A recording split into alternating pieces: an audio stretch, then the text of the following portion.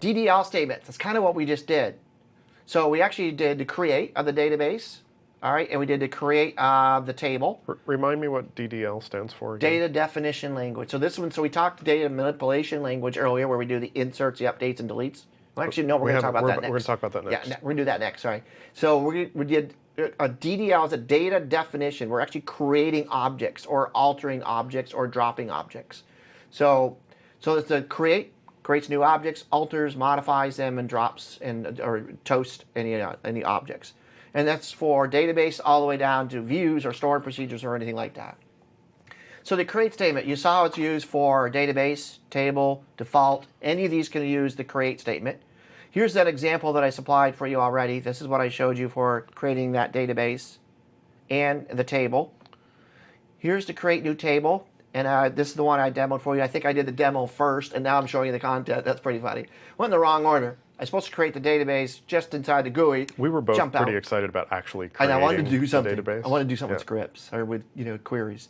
So this is what we just saw. If you look at it here, it's not all color-coded and all that cool stuff, but it worked. You saw that it worked. And alter the statement. As you saw, I took the sales and changed it to sales forecast. And drop statement, whether it's a database or a table, view, role, whatever it is.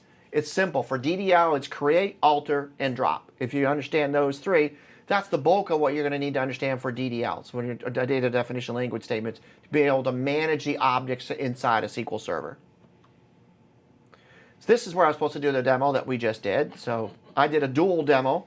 But this is where, let's go back and actually talk about the graphical user interface and scripts.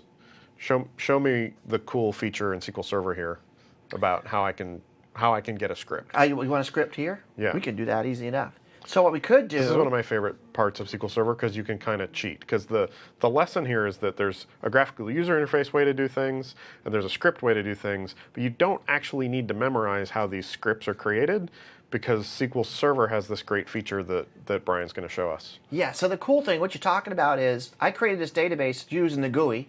Now, I didn't populate anything in there or anything yet, but what I could do is after I create an object using the graphical user interface, I can come in here, if I can grab it here,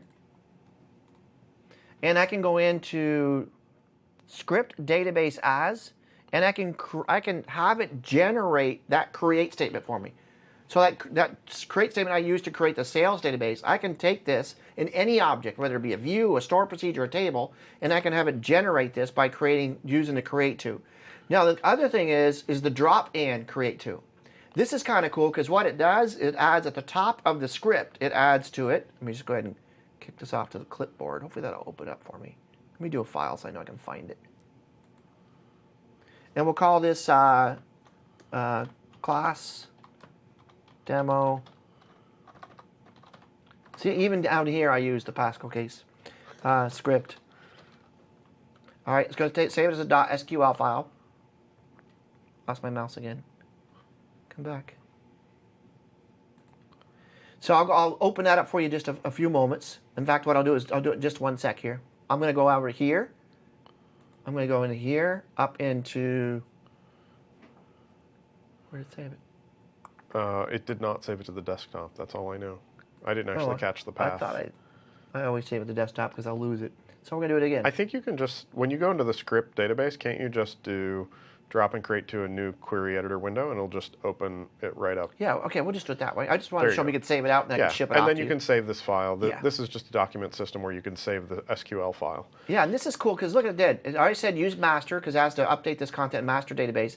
This is another way for comments. Do a /* and then you close it out with a */ over here. So let me just, because you just blew my mind again, I just want to make sure we talk through what just happened. Okay. You right-clicked on the database. Correct. You said drop and create into the new query window. Where am I? Right there. Generate scripts. Drop and create to, and then you said new query editor window. Yeah. And SQL Server generated this whole file full of stuff that starts with the use, and then it says drop the database class DemoDB. So if you wanted to make changes to your database structure or say a table that you did, you could just use the generate script command, Exactly. you'd get a window like this. You could make the changes that you wanted, and then you could run the commands here Right. to make the alter or modify or create Exactly changes right. that you wanted. Yeah, maybe I don't like to, Yeah. you know, like you said, it's going to drop the database. That's all right. So you can run this multiple times. I create it, yep, not quite the way I want it. Create it, not, to, you know, and come back and change it. I don't like the location. I can change the location here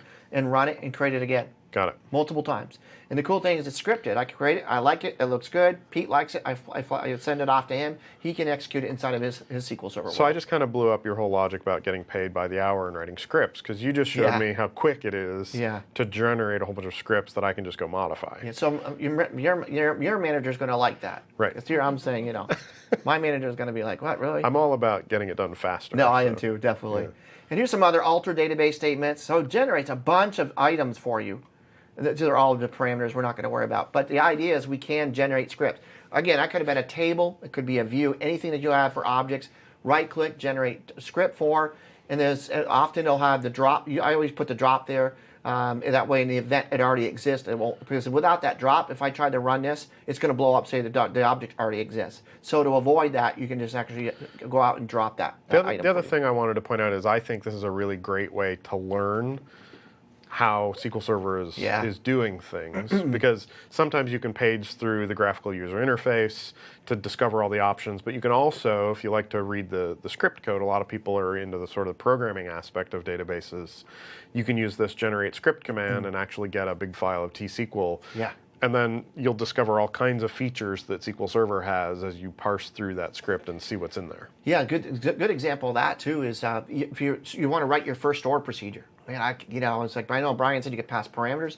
There's a ton of store procedures come out of the box. Right-click, generate a script. You get that for a basis now, and you can use that for writing your own store procedures now. All right, so is that all I wanted to do in here? Yep. Okay, good. Yep, I think it's about time to wrap up the module. Yeah, I think actually. it is definitely. So let's see where we are. We've covered a tremendous amount of ground in this module. It's fun. We went from fundamentals to suddenly we have our own database with a table. Granted, we didn't really create all of the details of the table just yet, but we're on our way to doing that. Yeah.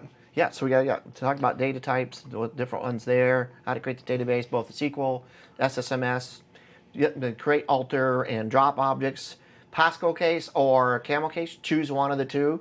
All right, make sure that you do that. Don't leave it, don't mix them up.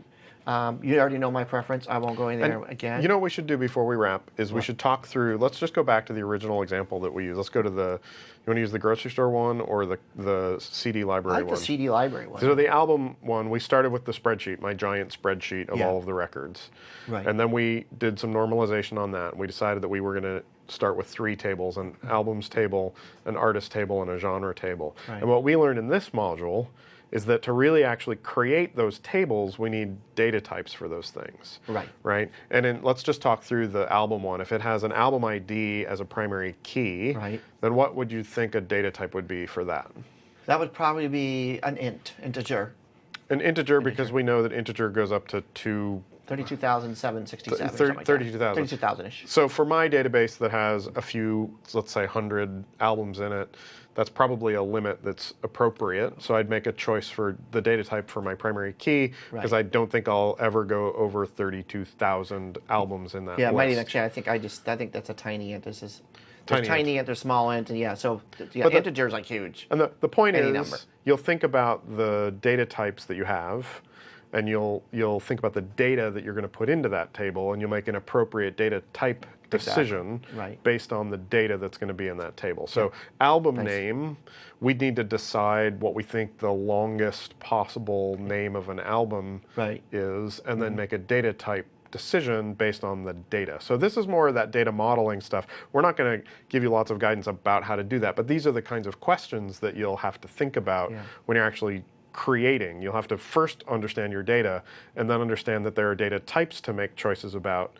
Then when you create the table, you'll be able to make a smart choice about what data type to use for those things. So I just wanted to kind of reiterate that's how we hooked it together from the first couple of modules to now what we've just learned about. We create the database, we know it's going to have a bunch of tables. The tables are going to have these data types, these fields with different data types that are appropriate for the data that's in them.